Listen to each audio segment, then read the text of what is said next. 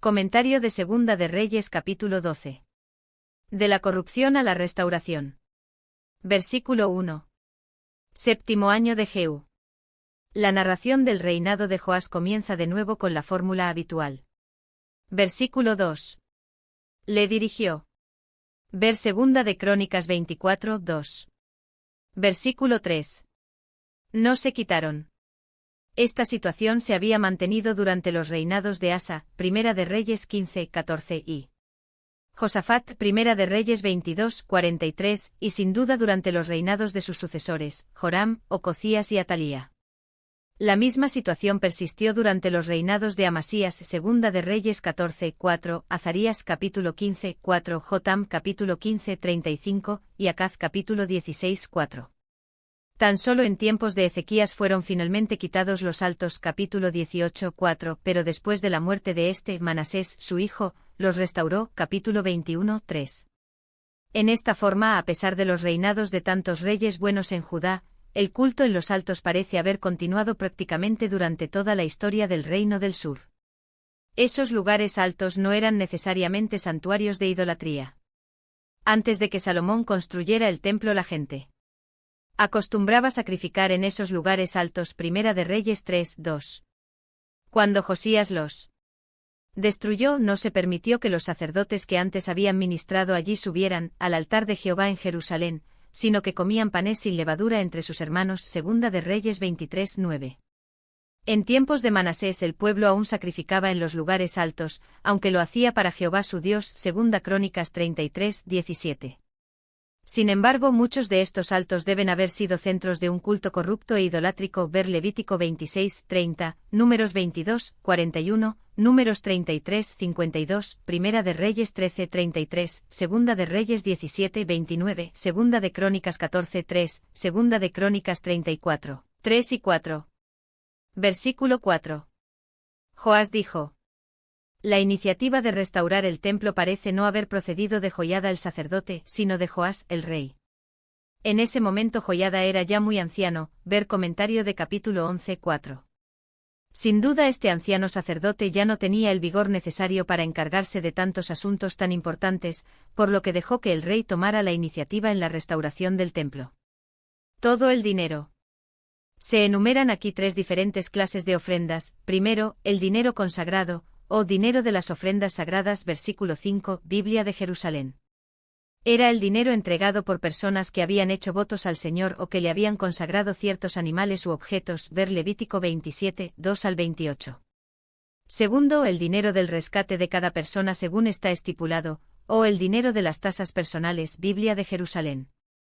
Es decir, el dinero que cada persona debía obligadamente al templo. Era medio siclo, tanto para el rico como para el pobre. Éxodo 30, 13 al 15. Tercero, el dinero que cada uno de su propia voluntad trae a la casa de Jehová, o sea, las ofrendas voluntarias. Versículo 5. De mano de sus familiares. Cada sacerdote debía participar en la colecta, tomando el dinero de sus familiares y amigos. Esto se hizo no solo en Jerusalén sino también en todo el país. Reparen. Los sacerdotes debían supervisar las reparaciones. Versículo 6. Aún no habían reparado. Es probable que se hubiera hecho algún intento de reparar el templo antes de que hubiesen transcurrido 23 años del reinado de Joás, pero si así sucedió, la obra se hizo de mala gana y había avanzado poco. Versículo 7. ¿Por qué no reparáis? Una reprensión para los sacerdotes por descuidar su deber y no haber completado las reparaciones del templo. No toméis más el dinero. Sin duda los sacerdotes habían recibido el dinero y lo habían usado para sí mismos. El rey ordenó que esto no se hiciera más, y que se diera el dinero para la reparación del templo, pues para eso había sido dedicado. Versículo 8. Los sacerdotes consintieron. La tarea no correspondía más a los sacerdotes desleales. Ellos consintieron en no reunir más fondos y en dejar que otros dirigieran la obra de reparación. Versículo 9. Tomó un arca. Lo hizo por indicación del rey. Segunda de Crónicas 24, 8. Junto al altar. Es decir, el altar del holocausto que estaba en el atrio. Según Segunda de Crónicas 24, 8. Fue puesta fuera a la puerta de la casa de Jehová. Podría tratarse de dos descripciones del mismo lugar, o quizá se cambió de lugar el arca durante la colecta. Versículo 10. El secretario del rey. Era un funcionario importante de la corte, que no solo atendía la correspondencia del rey, sino que quizá también manejaba los fondos reales. En las esculturas asirias se ven secretarios que anotan el botín traído de las conquistas en el extranjero. Puesto que el secretario era directamente responsable ante el rey, Joás podía estar seguro de que las ofrendas para la reparación del templo se usarían desde ese momento según sus instrucciones. Sumo sacerdote. Aquí aparece este título por primera vez desde el tiempo del Éxodo y la conquista, Levítico 21, 10, Números 35, 25, Josué 26. La colaboración del sumo sacerdote con el secretario del rey en la supervisión de estos fondos significaba un doble control para evitar cualquier malversación de fondos. Versículo 11. Daban el dinero suficiente. Mejor, entregaban el dinero contado. Versículo 12, Biblia de Jerusalén. Hebreos takan, estimar, medir, quizá en el sentido de comprobar. En esa época no se usaban monedas. Y los metales preciosos se pesaban para computar su valor. Versículo 13. Ningún otro utensilio. Mientras duró la obra de la reparación del templo no se usó dinero para ningún otro propósito, ni siquiera para reemplazar los utensilios empleados en los servicios del mismo.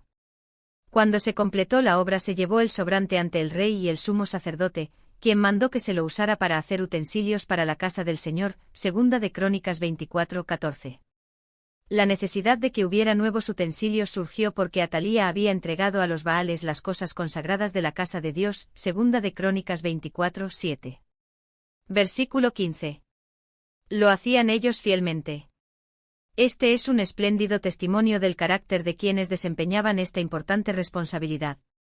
Los que en tiempos de Josías llevaron a cabo una obra de restauración similar, capítulo 22, 7, recibieron la misma alabanza. Es un triste comentario sobre el carácter de los sacerdotes, quienes, por su deslealtad, habían hecho necesarias estas medidas, ver capítulo 12, 4 al 8. Versículo 16. El dinero por la culpa. Ver Levítico 5, 15 al 18, Números 5, 6 al 8. Según la ley de Moisés, este dinero pertenecía legalmente a los sacerdotes y se les entregaba. Mientras se recogían fondos especiales para reparar el templo, no se impidió que los sacerdotes recibieran sus ingresos habituales, pero cuando se estaban recibiendo otros fondos para otro propósito, era completamente ilegal que los sacerdotes dilapidaran ese dinero para sus propios fines egoístas, impidiendo así que se llevaran a cabo proyectos de vital importancia. La causa que se maneja con el máximo grado de integridad es la que más prospera, pues inspira confianza y liberalidad. Un proceder tal suministra recursos suficientes para todas las obras necesarias. Versículo 17. Entonces subió Azael. Los acontecimientos que aquí se mencionan sucedieron poco después de la reparación del templo que comenzó en el año 23 del reinado de Joás, versículo 6, el mismo año cuando Joacaz subió al trono de Israel, capítulo 13, 1. Después de la muerte de Joiada, Joás cayó en el pecado y atrajo sobre sí los ataques de Azael, segunda de Crónicas 24, 15 al 25. Gat.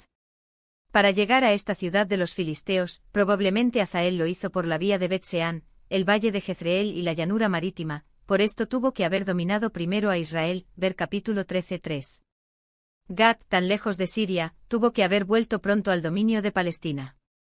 Más tarde, cuando Azarías subió al trono de Judá, rompió el muro de Gat, segunda de Crónicas 26, 6. Se desconoce el lugar de esta ciudad. La mayoría de los eruditos lo identifican con Arak el Mensillé, la moderna Kiryat Gat, a 10,4 kilómetros al oeste de Beit Jibrin, Eleuterópolis de tiempos del Nuevo Testamento. Pero también se han sugerido Beit Jibrin y Telet-Safi, lugares identificados comúnmente con Libna. Muchos eruditos judíos sostienen que es Tel Seik el Areini, lugar situado inmediatamente al norte de Kiryat Gat, a 10,4 kilómetros al oeste de Beit Jibrin y a 32 kilómetros al noroeste de Hebrón. Jerusalén. Cuando Azael tomó la ciudad de Gat, se encontraba al suroeste de Jerusalén, y esta ciudad estaba sobre el camino de regreso a Damasco. Es probable que fuera en esa ocasión cuando los ejércitos de Siria vinieron a Judá y a Jerusalén y destruyeron en el pueblo a todos los principales de él, segunda de Crónicas 24, 23. Después de la muerte de Joiada, el rey de Judá y sus príncipes desampararon la casa de Jehová el Dios de sus padres, y sirvieron a los símbolos de Asera y a las imágenes esculpidas. Segunda de Crónicas 24:18. Cuando Zacarías, hijo de Joiada, protestó contra esta iniquidad, lo apedrearon hasta matarlo en el patio de la casa de Jehová. Segunda de Crónicas 24:21. Entonces Hazael subió contra Jerusalén, donde lo esperaba un ejército muy numeroso, pero ganó la victoria, aunque había venido con poca gente, porque el pueblo había dejado a Jehová. Segunda de Crónicas 24:24. Versículo 20. Mataron a Joás. Cuando los sirios partieron, lo dejaron a Joás agobiado por sus dolencias. Segunda de Crónicas 24:25, sin duda mal herido. Mientras Joás guardaba cama, los conspiradores lo mataron.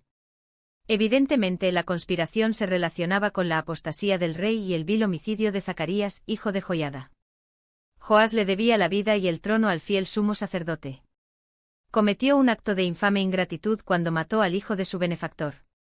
Tan grande era el resentimiento contra Joás que, cuando lo mataron, lo sepultaron en la ciudad de David, pero no en los sepulcros de los reyes. Segunda de Crónicas 24:25. Milo. Quizá era una zona fortificada situada en la antigua ciudad jebusea tomada por David.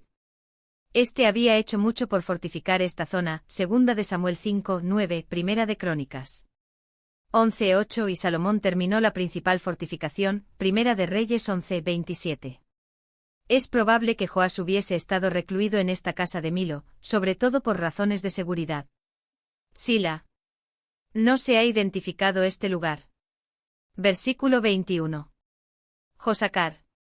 En Segunda de Crónicas 24:26 se lo llama Zabad, hijo de Simea Tamonita. Josacar significa Jehová ha recordado.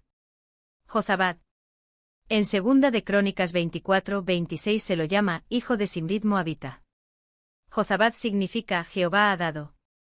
Hay una interesante coincidencia entre los nombres de estos dos conspiradores y las últimas palabras que pronunció Zacarías, hijo de Joiada, cuando lo apedreaban por orden de Joás. Jehová lo vea y lo demande. Segunda de Crónicas 24:22, que significan véalo, llave y exija cuentas. Biblia de Jerusalén. El rey Joás no había recordado la bondad del sacerdote Joiada para con él, pero el Señor lo recordó y le dio el castigo merecido. Comentario bíblico adventista del libro Segunda de Reyes capítulo 12.